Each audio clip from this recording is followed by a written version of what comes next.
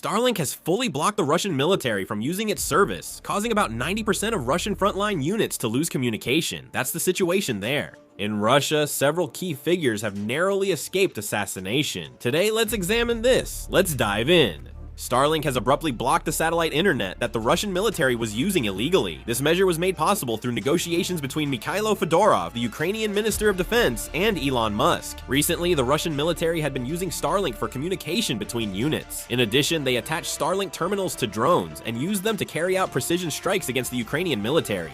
Naturally, since the damage caused by drones in the current Ukraine war is extremely severe, Ukraine had to find a way to block this. Fortunately, Elon Musk agreed to this, and as a result, the Russian military was abruptly cut off. A whitelist now only lets terminals approved by the Ukrainian government connect, blocking Russian military access. There were still many unregistered Starlink terminals in the Ukrainian military, but since Russia couldn't use Starlink, it was seen as a major success. They also set it up so that the internet automatically disconnects on devices moving at speeds over 75 km/s. This was mainly to stop the Russian military from using Starlink on high-speed drones or missiles. So far, they have smuggled Starlink terminals through third countries to bypass Western sanctions. They had used the Starlink provided to Ukraine because it was so effective. On the front lines, every unit relied on Starlink, but suddenly, Starlink was cut off overnight. The Russian military quickly faced confusion on the front lines, and drone attacks were immediately limited. Since communication between units was lost, effective command and control became impossible. There were even reports that 90% of Russian units deployed on the front lines lost their communications. They even appealed for donations of old walkie-talkie radios. To give you an example, because communication wasn't working smoothly due to Starlink, there have been several cases of five-man skirmishes between Russian troops near Kupiansk during battles. Reports say that the Russian electronic warfare system unintentionally interfered with their own radios, making it even worse when they tried to establish a new communication system. Even Romley, a senior researcher at the American Foreign Policy Research Institute, said Russia's military would be much less able to use ground-based robots and conduct mid-range missile strikes. The Ukrainian Ministry of Defense also found the Starlink disruption effective. In response, Elon Musk appeared to be trying to provide more support to Ukraine. Elon Musk also stated on X that the measures they have taken to prevent unauthorized use of Starlink by Russians seem to be effective and asked to be informed if there is anything else that needs to be done. Russia has naturally declared a state of emergency. Alexei Zhuravlyov, first deputy chairman of the Russian State Duma Defense Committee, recently told the media that depending on Western technology now is extremely reckless, and Musk's actions clearly prove they are our enemies. But the Russian military is not just going to sit back and take it, right? It's true that the Russian military has relied heavily on Starlink, but at the same time, they knew it was an unstable means that could be cut off at any time. Russia has been developing its own satellite communication network since early in the war. The challenge is whether it can match Starlink's battlefield coverage and ability to deploy many satellites quickly. Russia's satellite assets are limited in number, and their satellite launch capability is not as smooth as before due to sanctions and budget issues. Also, building a military satellite network isn't just about launching satellites. You need to have relay networks, encryption systems, and distribute terminals as well. Many experts believe it's difficult for Russia to complete all of this in a short period of time during wartime.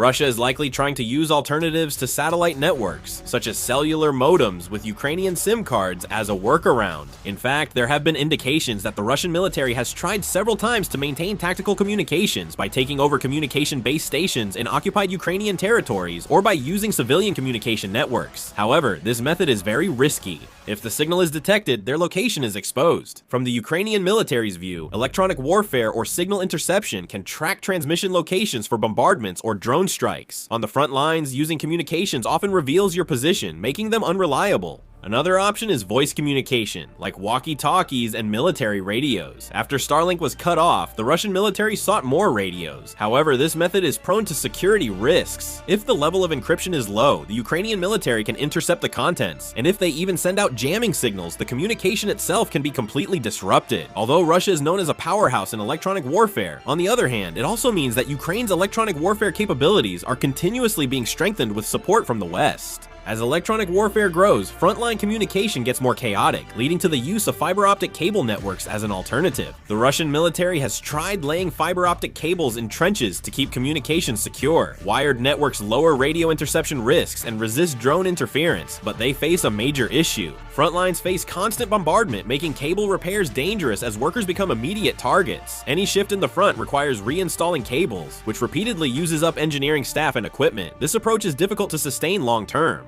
In Ukraine, some now predict Russia will soon find another way to communicate. Even if Russia develops an alternative, regaining Starlink's speed and stability won't be easy. The impact on the front lines is obvious. The efficiency of drone operations will decrease, and the response speed of artillery strikes will slow down. This change won't shift the war overnight, but small inconveniences add up and can seriously weaken warfighting capability. Running out of bullets is deadly, but a delayed order can cause even greater damage. In such a situation, all sorts of strange things are happening inside Russia. On February 6th, there was an assassination attempt on Russian military intelligence deputy commander Lieutenant General Vladimir Alexei F. in Moscow. Lieutenant General Alexei F. miraculously survived, even though he was shot several times. 3 suspects, all Russian, were arrested in the assassination case. One of them was arrested in Moscow, another was arrested in Dubai, United Arab Emirates, and the remaining one reportedly fled to Ukraine. Since the war in Ukraine began, 4 assassination attempts have targeted Russian generals near Moscow. If it were only this one case, I likely wouldn't have made a video about it. On February 6th, after the assassination attempt on Lieutenant General Alexei F., on that very same day, a car driven by Major General Alexander Blusov, a close aide to Minister Shoigu, suddenly experienced brake failure.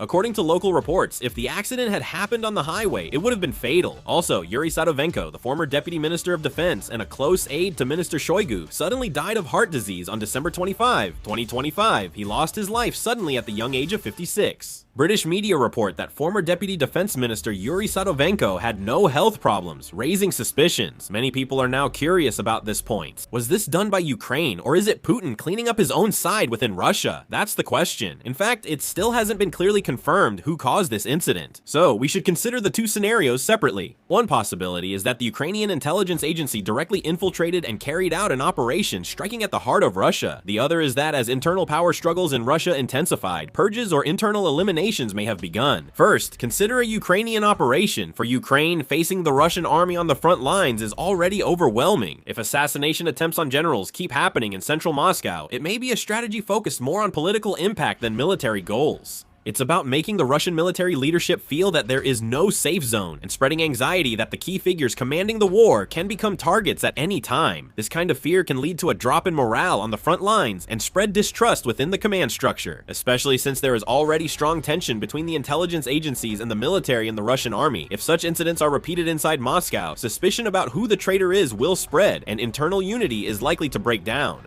For Ukraine, sowing suspicion among Russia's power elite can be more effective than destroying another tank. However, the risk of internal purges in Russia should not be overlooked. What's especially strange about this incident is that the suspects are Russian. If it turns out that insiders, not agents infiltrating from outside, were involved, this looks less like a Ukrainian operation and more like a possibility of internal power struggles within Russia. Even more suspicious, one suspect was arrested in Dubai, United Arab Emirates. Dubai is a place where Russian oligarchs' money gathers, and it's often chosen as a route for war funds, slush funds, and overseas escape. If a suspect was caught in such a place, we can't help but suspect the possibility of internal dealings involving war and money. Another thing to note is that after this incident, people classified as belonging to the Shoigu faction have continuously experienced things like traffic accidents and mysterious deaths. If this pattern continues, analysts will naturally suspect deliberate targeting of a specific faction to weaken its power. Right now, the situation in Russia is getting worse because of Starlink.